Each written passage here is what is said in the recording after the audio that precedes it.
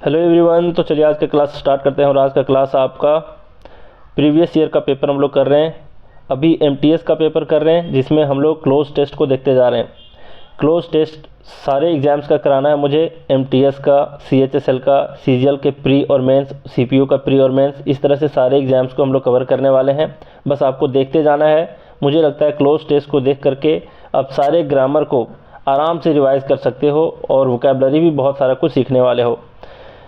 जिनको भी ये सारे लेक्चर्स का पीडीएफ चाहिए, इस नाम से एक एप्लीकेशन है जिसका लिंक मैं कमेंट में दे दिया हूँ, वहाँ से जा करके डाउनलोड कर लेना और उस एप्लीकेशन से सारे पीडीएफ को डाउनलोड करके प्रिंट आउट भी निकाल सकते हो या फिर डायरेक्टली वहीं से पढ़ सकते हो।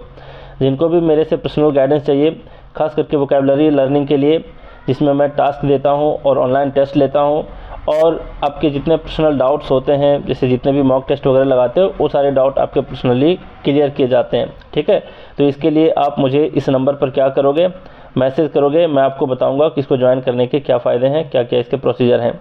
चलिए अब आगे बढ़ते हैं। पिछले क्लास की तरह आज के क्लास में भी हम लोग बहुत कुछ सीखने वाले हैं, तो बस आपको बने रहना है, देखते जाना है। ठीक है, देखिए क्या आप सीखोगे इसमें नया, मैं आपको बताता हूँ। मतलब कुछ ना कुछ तो नया ज़रूर सीख के जाओगे यहाँ से। देख लो यहाँ पर क्या है। यहाँ पर बोला है कि mister Oliver was taking a shortcut, फिर a blank, the pine forest which was making sad, फिर blank sounds because of strong winds। अब ज़रा देखो, यहाँ पर बोला है कि मिस्टर ओलिव है, एक व्यक्ति है जो कि शॉर्टकट ले रहा है पाइन फॉरेस्ट से। मतलब एक जंगल है, पाइन का मतलब होता है एक तरह का ट्री होता है, तो उसके फॉरेस्ट से वो शॉर्टकट लेता है। अब ज़रा ध्यान देना कि यहाँ पर कौन सा प्रेपोजिशन आएगा। फर्स्ट है थ्रू, दूसरा है बाय, तीसरा है अलोंग और चौथा है ऑफ। अब देखो ये शॉर्टकट ले रहा है, पहली बात तो। दूसरी बात कि किसी भी जंगल से आप एक ओर से दूसरी ओर जब जाते हो, इधर से जाते हो दूसरी ओर की तरफ, तो इसके लिए इस्तेमाल होता है थ्रू का।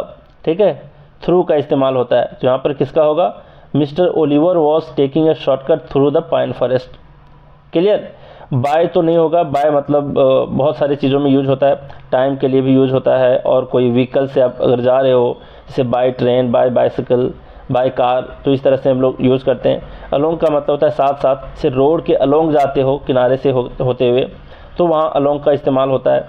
लेकिन एक ओर से दूसरे ओर अगर आप जा रहे हो तो थ्रू कहलाएगा। ऑफ पोजीशन के लिए आता है, तो यहाँ मोस्ट अप्रोप्रिएट क्या है, आपका थ्रू है। तो यहाँ पर ऑप्शन नंबर ये क्या हो जाएगा आंसर। तो mister Oliver was taking a shortcut through the pine forest, मतलब पाइन फॉरेस्ट से होते हुए वो शॉर्टकट ले रहा था।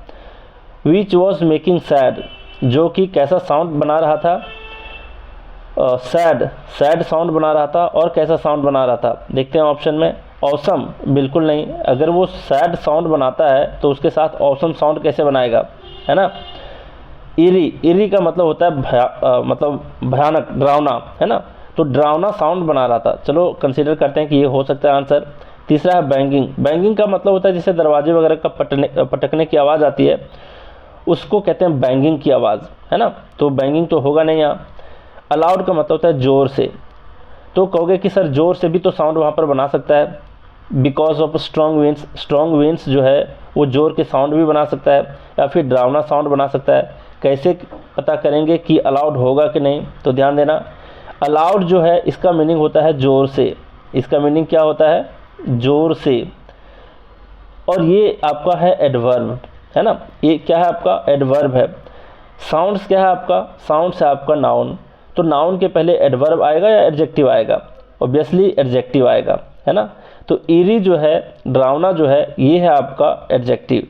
तो साउंड के पहले आपका ईरी आएगा, है ना, डरावना वाला साउंड। अलाउड नहीं होगा। क्लियर। लाउड होता तो चल सकता था, लेकिन उस केस में भी अगर लाउड भी होता, लाउड, अलाउड की जगह पर लाउड रहता तो भी हो सकता था, लेकिन इसलिए यहाँ पर नहीं होगा क्योंकि ईरी यहाँ पर मोस्ट अप्रोप्रिएट है।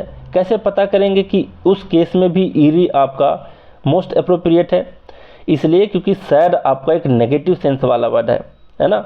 तो इसके साथ आपका ईरी जो है ये डरावने के सेंस में नेगेटिव सेंस देता है। समझ रहे हो बात को।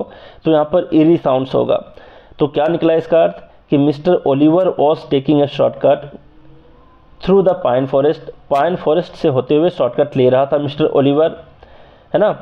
विच वॉज मेकिंग सैड, जो कि कैसा साउंड बना रहा था फॉरेस्ट, डरावना बना रहा था, सैड और डरावना मतलब ईरी साउंड बना रहा था because of strong winds, strong winds के कारण वो क्या कैसा साउंड निकल रहा था वहाँ पर, सैड और डरावना।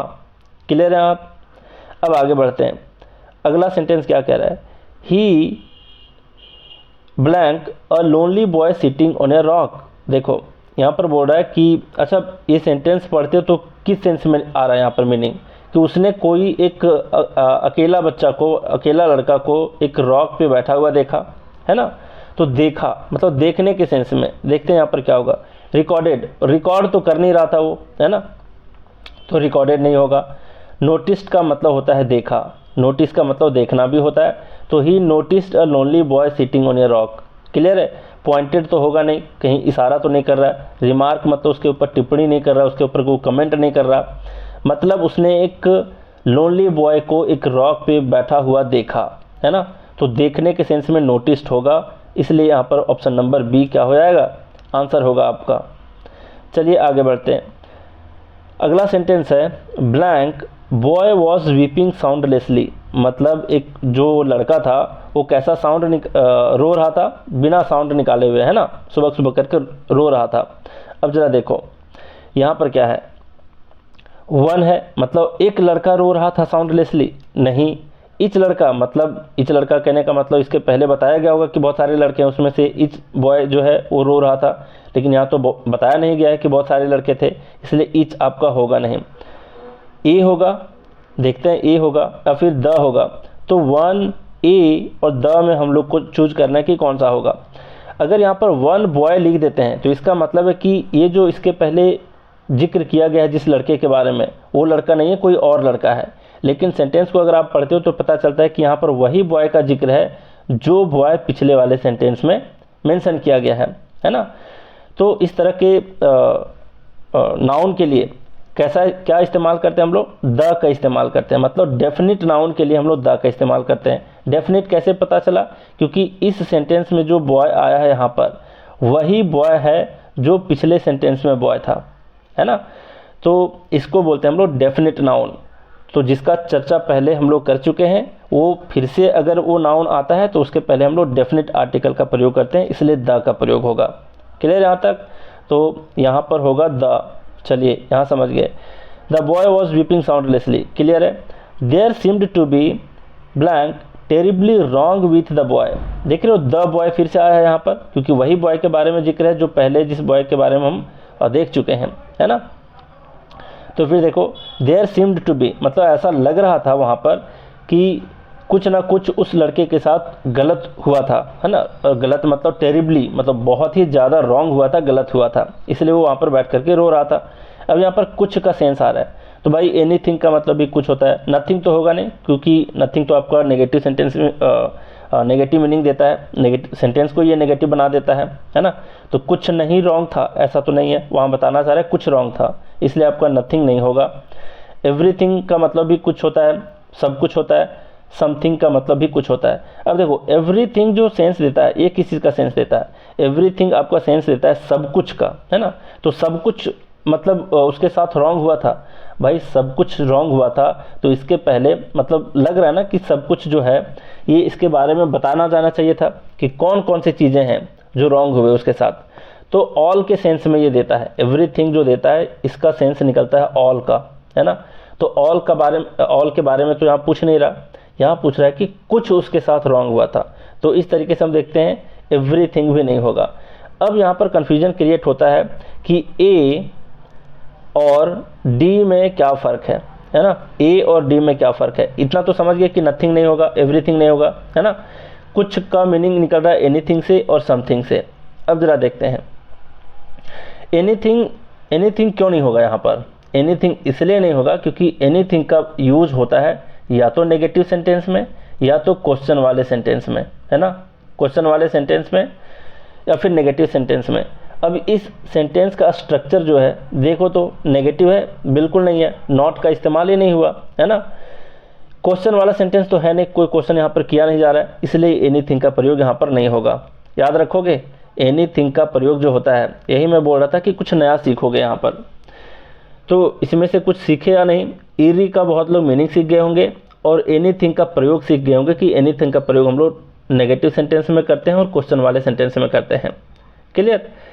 तो इस तरीके से हम देख रहे हैं कि यहाँ पर एनीथिंग का यूज़ नहीं होगा, मतलब ऑप्शन नंबर ये नहीं होगा, यहाँ पर समथिंग होगा, है ना। समथिंग का मतलब भी कुछ होता है। समथिंग क्यों होगा? क्योंकि समथिंग का प्रयोग होता है अननोन के सेंस में, मतलब कुछ वैसा चीज़ जो हम नहीं जानते, है ना। तो वही चीज़ तो बता रहा है, देयर सीम्ड टू बी, ऐसा प्रतीत होता है वहाँ पर कि कुछ तो टेरिबली रॉन्ग हुआ है उस लड़के के साथ, है ना। चलिए इतना समझिए, तो समथिंग इसका आंसर होगा, अननोन के चीज़ में जिसके बारे में हम नहीं जानते, उस लड़के के साथ क्या हुआ है नहीं जानते, इसलिए यहाँ पर समथिंग का यूज होगा।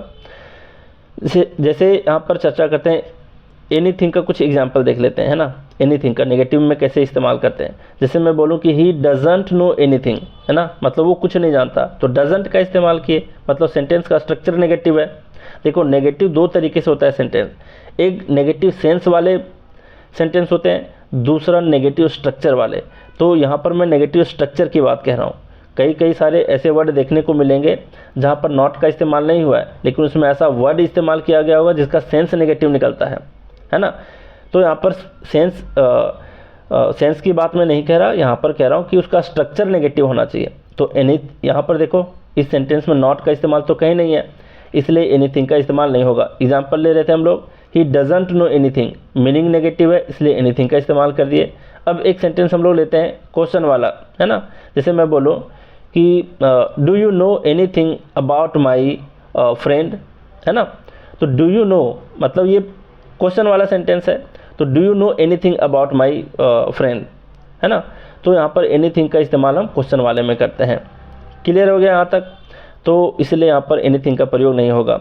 चलिए फिर से एक बार रिपीट कर देते हैं मीनिंग को देखते हुए। यहाँ पर जो भी फिल इन द ब्लैंक में आएगा सबको पढ़ते हुए मैं एक बार सुना रहा हूँ। Mister Olly was taking a shortcut through the pine forest, pine forest से होते हुए शॉर्टकट ले रहा था mister Oliver, which was making sad eerie sounds because of strong winds, बहुत तेज़ हवा चल रही थी, उसके वजह से सैड और डरावना साउंड वहाँ पर आ रहा था। ठीक है। ही noticed a lonely boy sitting on a rock, एक पत्थर पे, एक चट्टान पे एक अकेला लड़का को बैठे हुए देखा।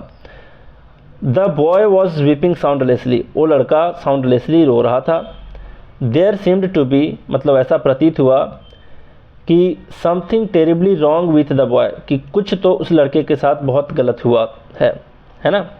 तो चलिए, है नहीं था, है ना, क्योंकि देयर सीम्ड टू बी लिखा हुआ है, मतलब पास्ट में है।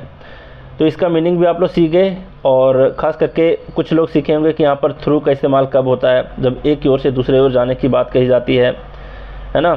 फिर यहाँ पर सीखे होंगे कि इरी का मतलब क्या होता है, तो इरी का मतलब होता है डरावना।